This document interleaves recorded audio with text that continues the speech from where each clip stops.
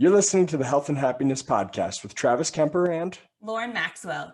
Each episode, we share easy to implement strategies to improve your health, happiness, and overall quality of life. Don't be afraid of losing people. Be afraid of losing yourself by trying to please everyone around you. Unknown. How's it going, Travis? Good. We went to my brother's wedding last weekend. Had a blast. It was good to see family and friends from back home. And Joe and Myrna did an amazing job at their wedding.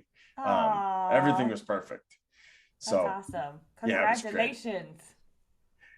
Yeah, also, in other news, on Saturday, I took Duke up the mountain. We went hiking. We went for about 6 miles of the 8 we were planning on, and Duke disappeared. Yeah. No. So I'm kind of freaking out. I'm looking around, and literally I'm in an area. I didn't like being in this area. The bushes were all like 6 feet high, very dense. You can't see anything. Apparently, from my understanding, that's where moose like to hang out. Moose are angry idiots. Yeah. I don't really want to run into one around a 6 foot high bush that I can't see him from. Then, so I get back to the wood line, and there's like 6 trees in a row that have bear claw marks. So bears sharpen their claws on trees, and I can't find my dog. Oh no! Yeah. So I walk back to the car. Luckily, I have a very smart dog. The whole way back there, I'm thinking, how am I going to tell Julia that I lost our dog?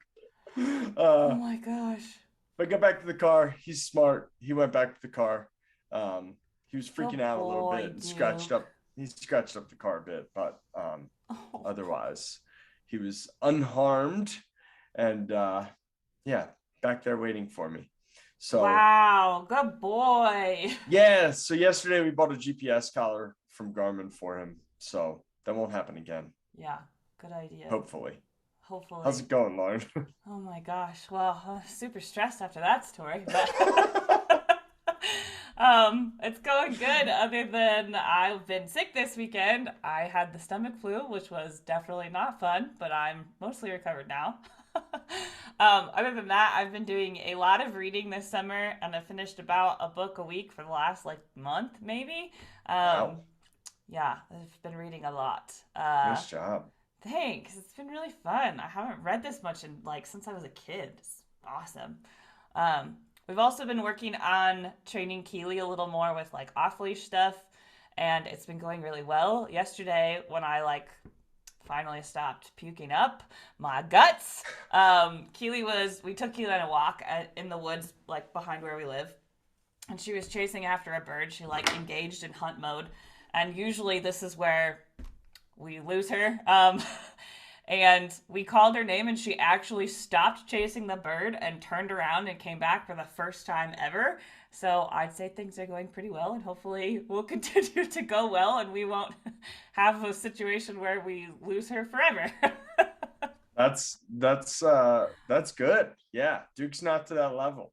Well, I'm not sure if that was, not a fluke, but it was the first time. Yeah, I don't know. It was great. Maybe she was taking pity on me because I could not run after her, but yeah, Duke's definitely not to that level. When he sees a deer, he's gone. And that's probably what happened yesterday. Is he saw a squirrel, rabbit, deer, bear, who knows what he chased, but I couldn't see anything. Yeah, hunt mode engages. Yeah, and yep. She historically has never even acknowledged that she's heard me call her name during that kind of a moment. So, yeah, I'm at least glad that she listened yesterday. It was really good. Awesome. So, what are we going to talk about today, Travis? Lauryn, remember that time when I had to fly? I think I was flying home for that one too, and we were in school. And you wouldn't let me drive to the airport and pay for parking. Instead, insisting that you drove me from Flagstaff to Phoenix, just a 2.5 hour drive, whatever it is. And then you wouldn't even let me pay for gas, so I had to drop $20 in your car. Yeah, I remember that, and I'm pretty sure I gave that $20 back at some point without you knowing it too. That's possible. It's probably in my backpack right now as we're folded up, so I didn't see it. So today we're going to talk about how to break free of the desire to please everyone else, even at your own expense. Literally. In this case, cash. So sometimes you were hard not to take advantage of. I really had to try. Really had to try not to take advantage of me. That's so Yeah. kind of you. Oh no. Sorry. Gosh, Lauryn. I know, it's my feeding my dog alarm. Anyway, so people pleasing. What is a people pleaser? A people pleaser is someone who tries to make others happy. They will often go out of their way to please someone, even if it means taking their own valuable time or resources away from themselves. Why do people do this?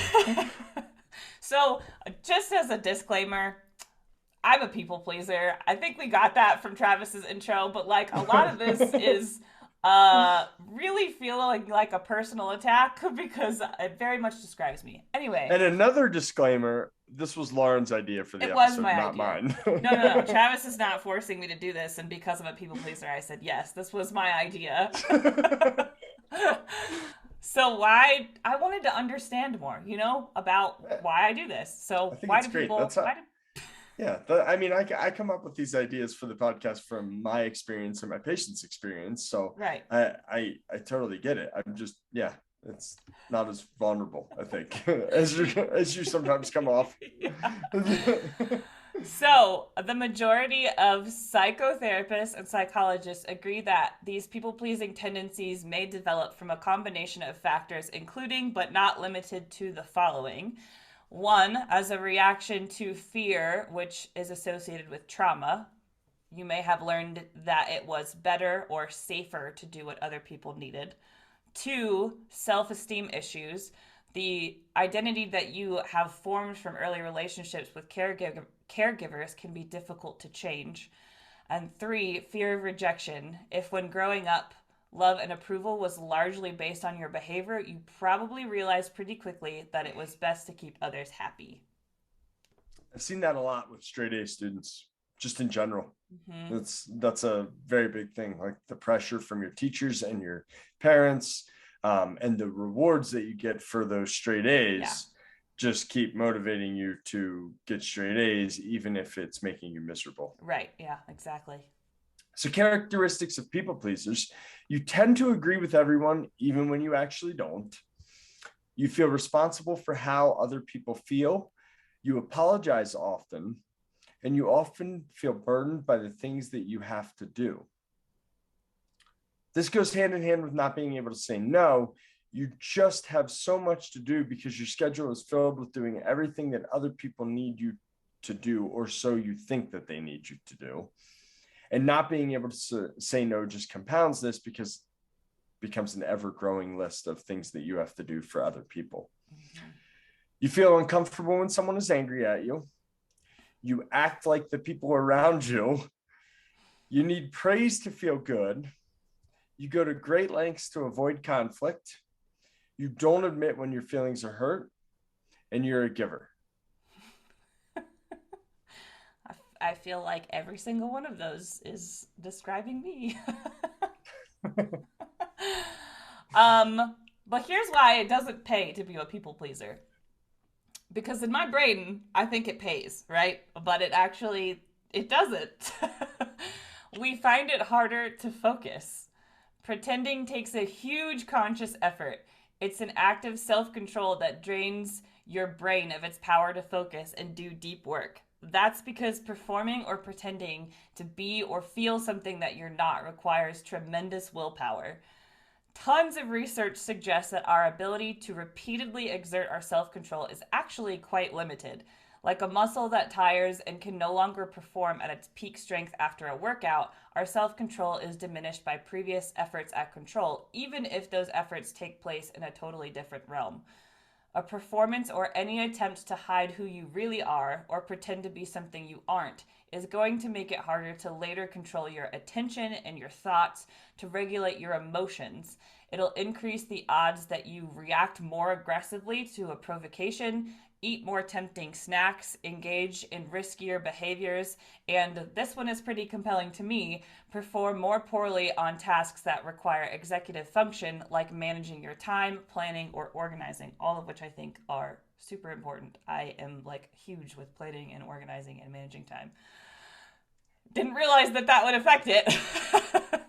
um, you will also become more stressed and anxious. Yay!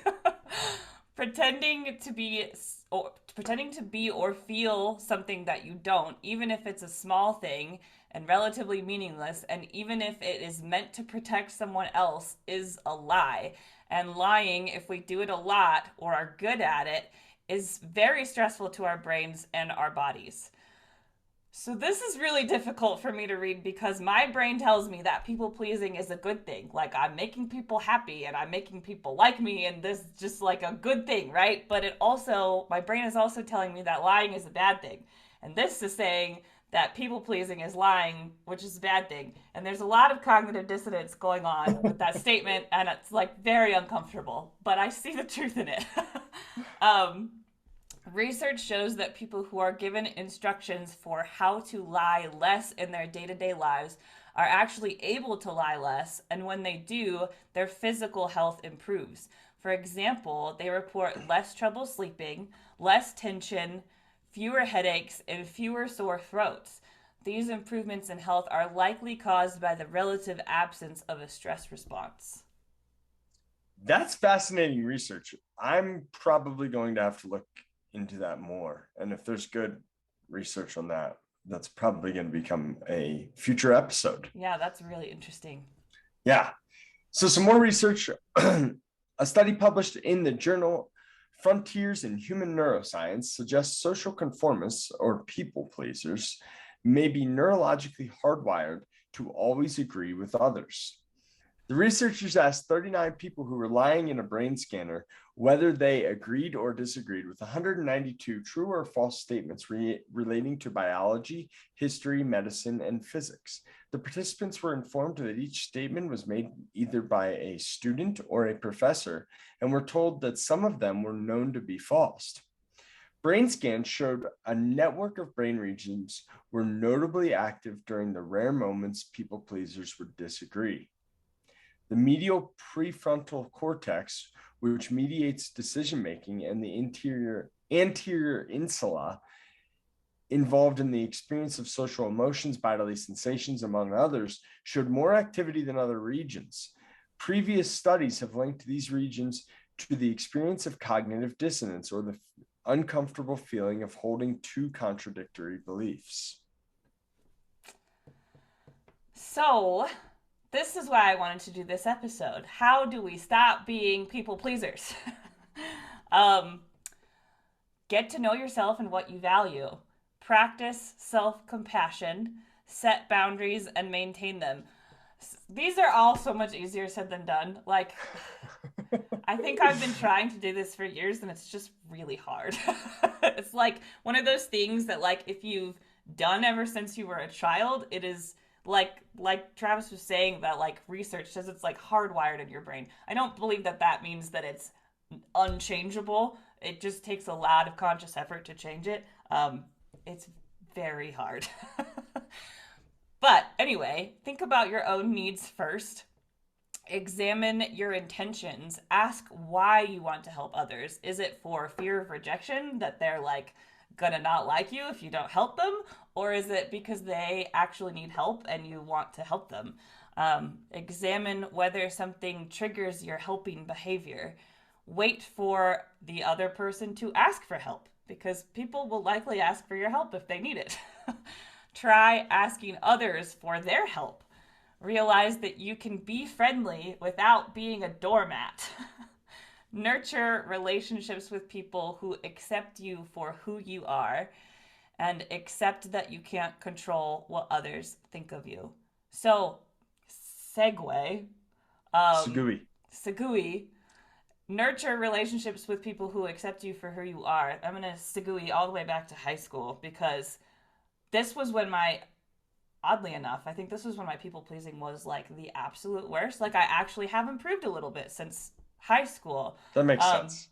yeah, I was like, I became an entire, well, I guess most people do, but I became an entirely like different person. I learned that people were really uh likely to be friends with me if I was just happy all the time, even though I was really not happy in high school, like at all. Interesting. And so I just like put on this mask of like happy go lucky lore. Like that's what people called me all the time, was happy go lucky lore. And then I like made a couple friends who, this is gonna sound really sad for a minute, but it's okay.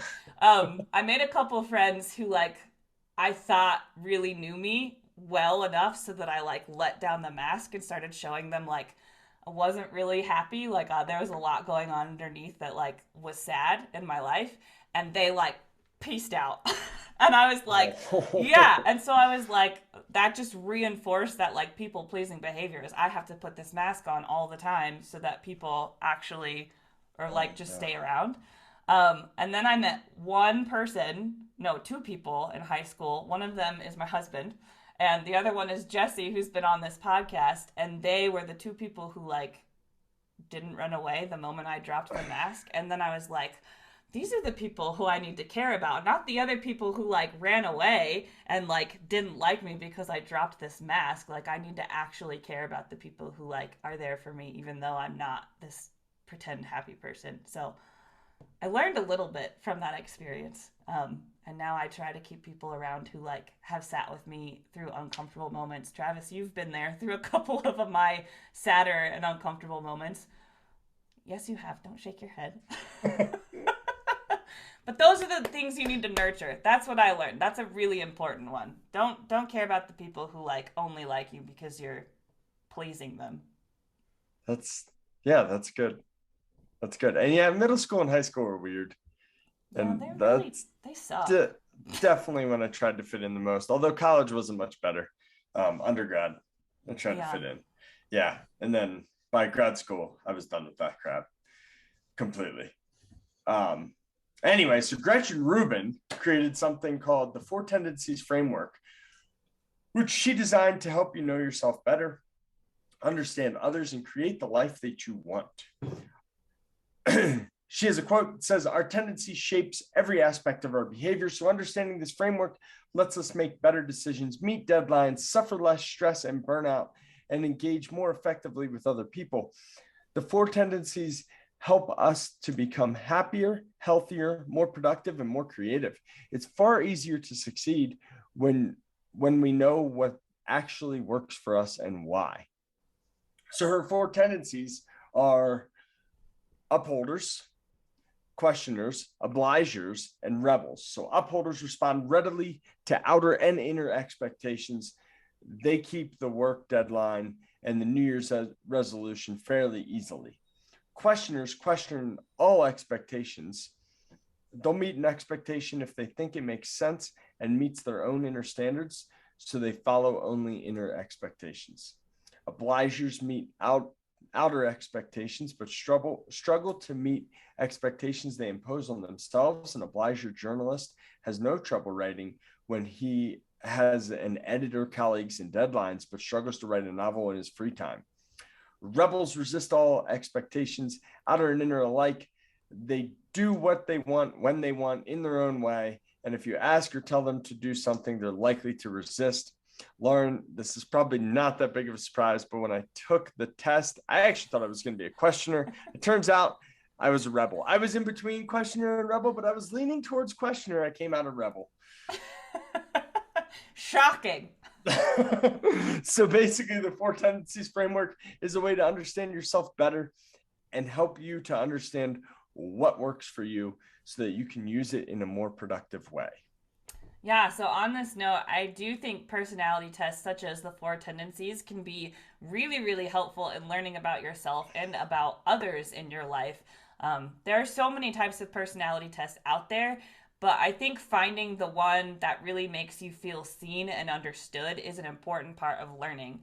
I've taken a lot of personality tests. Like, I just think they're really fun and interesting, and I like learning about myself. I just took the Four Tendencies ones, and I'm an obliger, so no surprise there. I don't think Travis and I surprised anybody with those. But But the one that has really helped me the most to learn about myself, and to be fair, I just learned about the Four Tendencies like yesterday, so I don't know as much about that one, but the one that I know about the most that has helped me the most so far is the Enneagram, which really focuses on what your internal drive is. A lot of personality tests that I've taken previously really focus on like how you present to other people and like actions that you do that like it's kind of like you can put on an act, right? So like internally what I feel isn't always externally what I present, especially for me. So that's what the Enneagram really focuses on, is that internal motivation, that internal drive. So I am an Enneagram 2, which is the helper. The basic fear of an Enneagram 2 is of being unwanted and unworthy of being loved. And the basic desire is to feel loved. So this all makes sense based on the people-pleasing stuff. But Enneagram goes in depth of exploring. This is what I think is really helpful for like learning of what like a healthy Enneagram 2 would look like, what an average Enneagram 2 would look like, and what unhealthy levels of development for an Enneagram 2 look like. So it helps you to kind of understand like what your best self would look like in a 2 versus what you're like if you're not in a good state of mind, what you would present like, so that you can start working towards improvement. It's taught me a lot about what things can frustrate me or make me upset that I've never really admitted to myself before. And also strategies to help me become a happier, healthier version of me. I also had my husband take this personality test so that I could understand him better, which was really interesting because I have known him for like 15 years. We've dated for been together for 13 and married for 5. And so I was like, wow, I probably know him the best of anybody. And I thought he 100% was like an Enneagram 5 or an Enneagram 8. I was like convinced. And he was not either one of those. He was an Enneagram 9. And I was shocked. Like that was not at all what I thought he was going to be.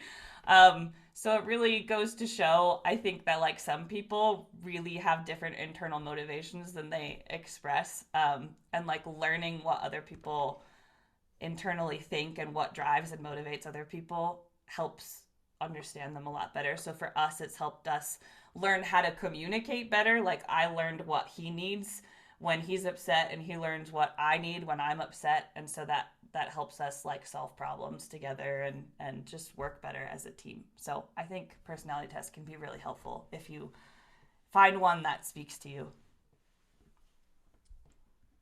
So people pleasers have some very valuable skills, Lauren. Like good to know it's not all bad. Like taking the temperature of a room when you walk in, tuning into the setting very easily, and then you're able to kind of blend yourself into that room to fit in with the group, regardless of what that group is. We're the chameleons. Yes, that's a good way to describe it. Intuiting what other people think, feel, and need in a situation, caring for others, anticipating needs, and being generally indispensable. And also a strong work ethic, because you're so busy trying to please everybody else that you're not allowing yourself to take a break. This is probably why you're a good therapist, Lauren. Thanks, Travis. One of the recommendations that Gretchen makes in her content is to use your tendencies in your favor. Lauren, whether you know this or not, I think you did this very well when you set out to become more successful in your fitness journey a couple of years ago that you've talked about on the podcast before. So she suggests finding someone else to do something you want to do for yourself with you. So because you know you'll do it for them, which seems to be exactly what you did. You took your sweaty selfies that you talked about in one of our first episodes, and that worked for you. But you were probably doing it because you didn't want to disappoint the other person. Wow. Yeah, actually. I don't think I realized that's what I was doing, but that's 100% what I was doing. It was more or less about accountability, like keeping me accountable, and more about me keeping them accountable, which kept me accountable. Yeah, so by being a people pleaser, you ended up becoming a more fit version of yourself and accomplishing a goal for yourself. So good job. And that's a strategy that you can use regardless of what your tendencies are to attain your goals. I like that. I like that. Thanks, Travis.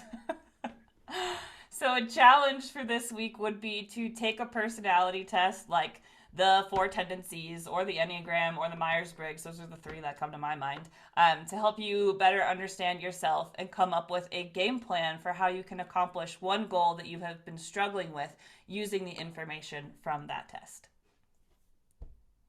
Great job today, Lauren. You too, Travis. This was fun. This was fun. Thank you, everybody, for listening. And we'll see you next week. Maybe talking about lying. I don't know. I got to look into that one. We'll do some research. We'll see you next week. Bye. Bye. Thank you for taking the time out of your busy day to listen to this episode of the Health and Happiness Podcast. We hope you enjoyed the episode and are getting benefits from our content. If your life is improving in part due to the information in this podcast, we would greatly appreciate you sharing the episode with your family and friends on social media and leaving us a review so we can continue to reach more people and improve the health and happiness of the community at large. Thanks again, and we will see you next week for another episode of the Health and Happiness Podcast.